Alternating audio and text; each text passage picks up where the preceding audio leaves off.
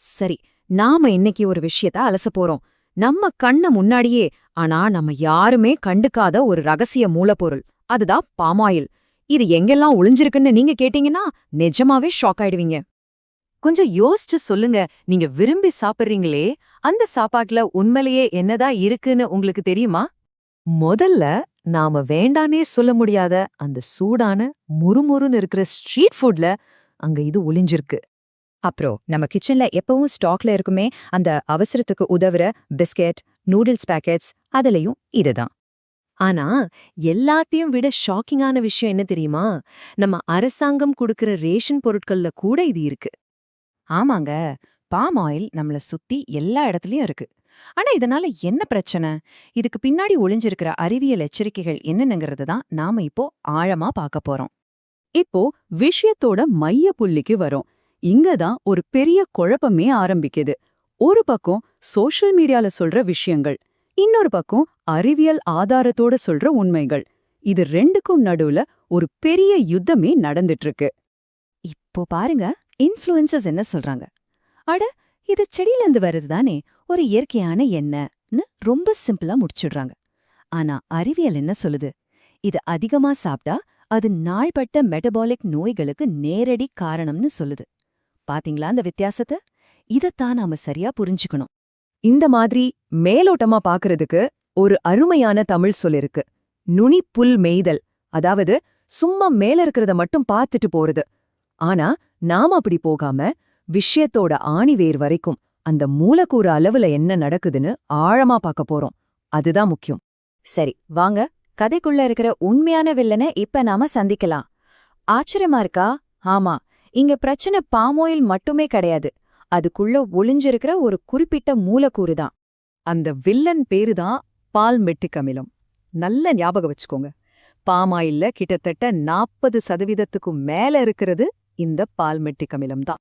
சரி, இந்த பாமெட்டிக் ஆசிட் நம்ம உடம்புக்குள்ள போய் அப்படி என்னதான் பண்ணுது?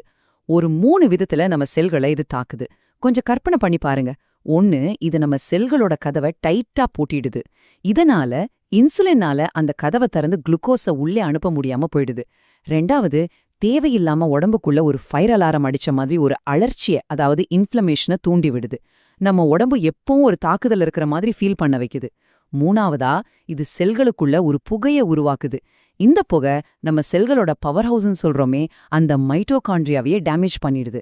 நம்ம உடம்புக்குள்ளேயே ஒரு சைலண்ட் வில்லன் வேலை பார்க்கற மாதிரி இல்ல? அப்போ இந்த பால்மெட்டிக் அமிலம் இவ்வளவு ஆபத்தானதுன்னு இப்போ நமக்கு தெரியுது. சரி, இது எங்கெல்லாம் ஒளிஞ்சிருக்கு? வாங்க ஒரு துப்பறியும் வேலை பாப்போம். இந்த சார்ட்ட பாருங்க. தாவர எண்ணெய்கள்ல பாம் ஆயில் தான் இதுல டாப். எவ்ளோ தெரியுமா? கிட்டத்தட்ட 44%. அதாவது பாதிக்கு பாதி இந்த பாமிட்டிக் ஆசிட் தான். இந்த டேபிள பார்த்தா இன்னும் தெளிவா புரியும். பாருங்க, பாம் ஆயில் மிக அதிகம்ங்கிற சிவப்பு எச்சரிக்கை கட்டத்துல இருக்கு.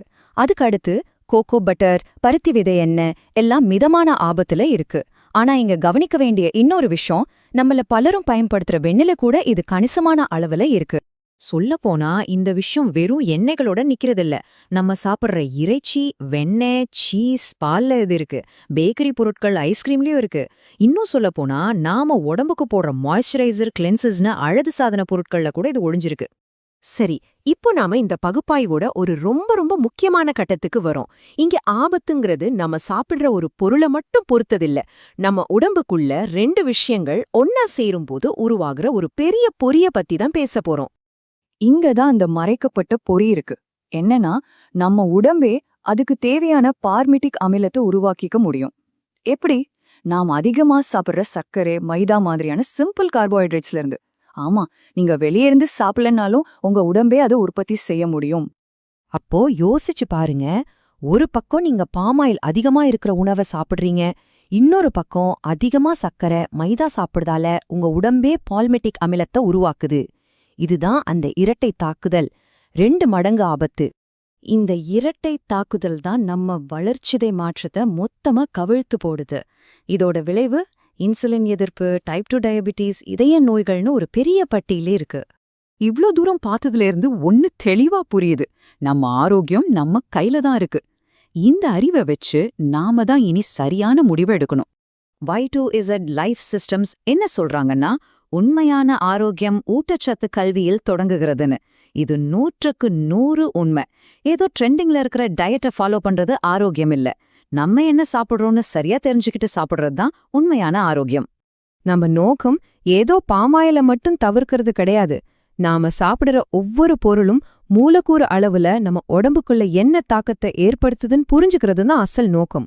இந்த அறிவு தான் பெரிய இண்டஸ்ட்ரியல் ஃபுட் சிஸ்டத்துக்கிட்ட இருந்து நம்ம ஆரோக்கியத்தை மீட்க போற சக்தி வாய்ந்த ஆயுதம்.